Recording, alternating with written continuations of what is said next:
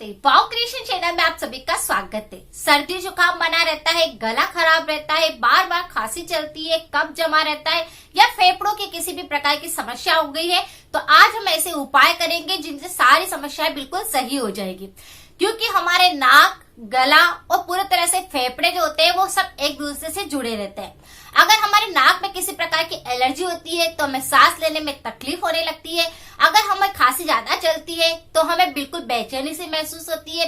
अगर हमारे फेफड़ों में किसी भी प्रकार का इन्फेक्शन हो जाता है तो हमें सांस चढ़ने लगता है, नाक से सांस सही ढंग से नहीं लिया जाता है। तो आज हम ऐसे उपाय करेंगे जिन्हें करने के बाद आपको काफी आराम मिलेगा। आपको बार बार सर्दी जुकाम बना रहता है, नाक में किसी प्रकार की एलर्जी रहती है, जैसे कि आपको बार बार छींकें आती है, बदलते मौसम में नाक बहता है या फिर नाक जाम हो जाता है, इन्फेक्शन आपको होते रहते हैं, जैसे गले की बहुत सारी बीमारियां होती है, जैसे कि टॉन्सिल हो जाता है, गले में सूजन आ जाती है या फिर गले में कुछ अटका हुआ सा महसूस होता है, तो ये सिर्फ इसी कारण होता है कि अगर आपके फेफड़ों में किसी प्रकार की कोई कमजोरी आ गई है, आपके फेफड़ों में किसी प्रकार का कोई संक्रमण हो गया है, तो इस प्रकार की समस्या आपको ज्यादा होती है। पहले यहाँ पर हम लक्षण जानेंगे कि आपको जैसे कि सांस लेने में तकलीफ होती है, श्वास नली में सूजन आ जाती है, बार बार गले के अंदर खराश आती है, आपके फेफड़ों में सूजन आ गई है, आपके फेफड़ों में आपको भारीपन लगता है या फिर उसमें पानी भर गया है, आपको सीने में बहुत ही ज्यादा दर्द महसूस होता है, आपको थकान बहुत ज्यादा होती है, बेचैनी सी महसूस होती है, कई बार व्यक्ति सांस लेता है तो जैसे गड़गड़ाहट की आवाज सी आने लगती है, तो ये सारे संक्रमण आपके फेफड़ों की तरफ ले जाते हैं। अगर आपके फेफड़ों में इस प्रकार का संक्रमण हो जाता है तो ये सारे लक्षण आपको दिखाई देंगे। किसी व्यक्ति को एलर्जी रहती है, जैसे किसी को धुएं से एलर्जी रहती है, तो किसी को दूध से एलर्जी रहती है, कोई ऐसा खाने की वस्तु होती है जिससे उसको एलर्जी रहती है, या फिर धूल मिट्टी से भी बहुत सारे लोगों को एलर्जी रहती है। बहुत सारे लोग धूम्रपान करते हैं तो उसकी वजह से उनके फेफड़ों में संक्रमण बढ़ जाता है। सर्दी जुकाम हुआ, गले का संक्रमण हुआ, ये ज्यादा होने लगता है। बचपन में आपको निमोनिया हुआ है या फिर टाइफाइड हुआ है या किसी भी प्रकार की ऐसी रही है तो भी आपको इस प्रकार की समस्या हो सकती है कि आपको इस प्रकार से फेफड़ों में कई प्रकार की सूजन आ जाएगी, संक्रमण बढ़ जाएगा, सांस लेने में तकलीफ होने लग जाएगी। ठंडे पदार्थों का सेवन ज्यादा करते हैं तो भी ये समस्या आपको उभर सकती है। इसीलिए ये सारे संक्रमण आपको जब भी दिखते हैं तो आपको इंस्टेंट कुछ उपाय करने चाहिए, वरना आगे जाकर ये गंभीर समस्या बन जाते हैं।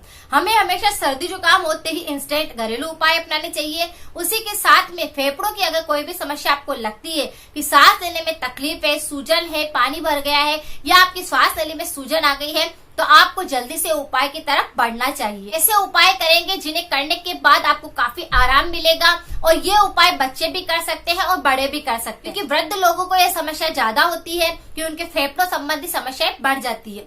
लेकिन आजकल जैसे बच्चों में भी ये समस्या पाई जा रही है और बड़ों के अंदर भी समस्याएं पाई जा रही है, लेकिन उपाय ऐसे हैं जिन्हें सभी लोग कर सकते हैं, इनसे कोई नुकसान नहीं होगा। आपको इस प्रकार के सर्दी जुकाम ज्यादा होते हैं, गले के संक्रमण ज्यादा बढ़ते हैं, सांस लेने में तकलीफ होती है, तो आपको सबसे पहले योग की तरफ बढ़ना चाहिए। योग हमारी सेहत के लिए बहुत अच्छा होता है। संबंधी रोग ज्यादा होते हैं उन्हें अनुलोम विलोम प्राणायाम करना चाहिए। ये कम से कम 15 मिनट से शुरू करना चाहिए और इसे आधे घंटे तक करना चाहिए। अगर आप नियमित रूप से अनुलोम विलोम प्राणायाम को करने लग जाएंगे तो श्वास संबंधी जितनी भी समस्या है वो नहीं होगी, आपको गले संबंधी कोई भी समस्या नहीं होगी, आपको फेफड़ों संबंधी कोई भी समस्या नहीं होगी, क्योंकि हमारे फेफड़ों में ऑक्सीजन बराबर पहुंचता रहता है, तो सारे संक्रमण को हम सही कर सकते हैं। अगर आपके फेफड़ों में पानी भर गया है, कफ जम गया है या किसी भी प्रकार का संक्रमण हो गया है तो उसे भी आप बिल्कुल सही कर सकते हैं। योग बहुत अच्छा होता है फेफड़ों के लिए, ये श्वास नली को बिल्कुल साफ करता है, ऑक्सीजन को आपके फेफड़ों तक अच्छे से पहुंचाता है, इसीलिए आपको किसी प्रकार का कोई संक्रमण नहीं होता। इसीलिए रोजाना आप अनुलोम विलोम प्राणायाम करिए, आप देखेंगे कि आपको काफी आराम मिला है और इस उपाय को कोई भी कर सकता है और ये उपाय करना बहुत ही आसान है। दूसरा उपाय यह है कि जब भी सर्दी जुकाम, कफ या फेफड़ों संबंधी कोई समस्या होती है तो आपको भाप लेना चाहिए। भाप कैसे लेना है? आपको एक टब के अंदर गर्म पानी डालना है, आपको तौलिया ओढ़ना है और फिर पूरी तरह से नाक के द्वारा आपको उस भाप को लेना है। ये भाप आपके अंदर तक जाएगी, आपके फेफड़ों को काफी साफ करेगी, कफ जम गया होगा तो उसको भी वो बिल्कुल सही करेगी। तो भाप लेना सर्दी जुकाम के लिए भी अच्छा है, कफ संक्रमण के लिए भी काफी अच्छा होता है। लोई बहुत ही अच्छा एक औषधि होती है, अमृत के समान होती है, सभी लोग उपयोग में लेने लगे हैं।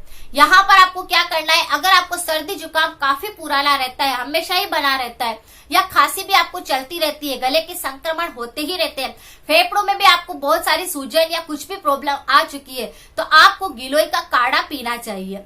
ये कैसे बनाना है, जो गिलोय की डंडियां होती है उसे आपको साफ करना है, धोना है अच्छे से, उसके छोटे छोटे पीस कर लेने हैं, पानी के अंदर डाल करके उन्हें अच्छे से बॉईल करना है। अगर आप चाहे तो उसे थोड़ा सा गुनगुना पिएंगे तो आपको काफी आराम मिलेगा। इसे सोते समय आप पीना शुरू करिए, फेफड़ों संबंधित सारी समस्याएं आपको सही हो जाएगी।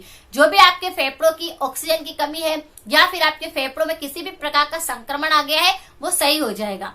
तो गिलोय के काढ़े का आप सेवन करिए, आप देखेंगे कि आपको काफी आराम मिला है, आपको स्वास्थ्य संबंधी जितनी भी समस्याएं थी वो सही होने लगी है, सर्दी जुकाम भी आपको जल्दी से नहीं लगता। जो विटामिन सी से भरपूर होता है ये हमारे सेहत के लिए बहुत अच्छा होता है।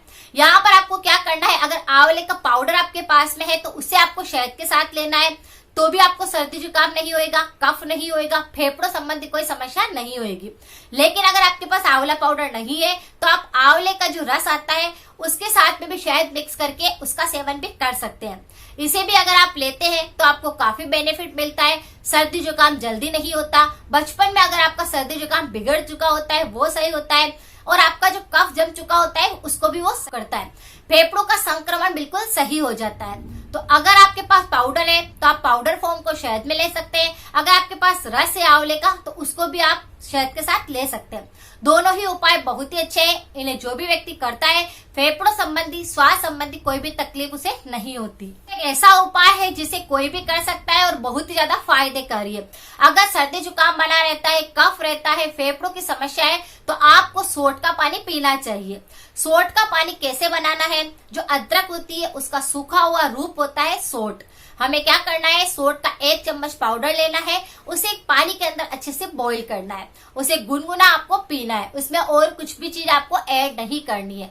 इस सोट के पानी को अगर आप 1 कप भर के पीते हैं तो फेफड़ों में जमा हुआ जितना भी कीचड़, जितनी भी गंदगी होती है वो उसे क्लीन कर देता है।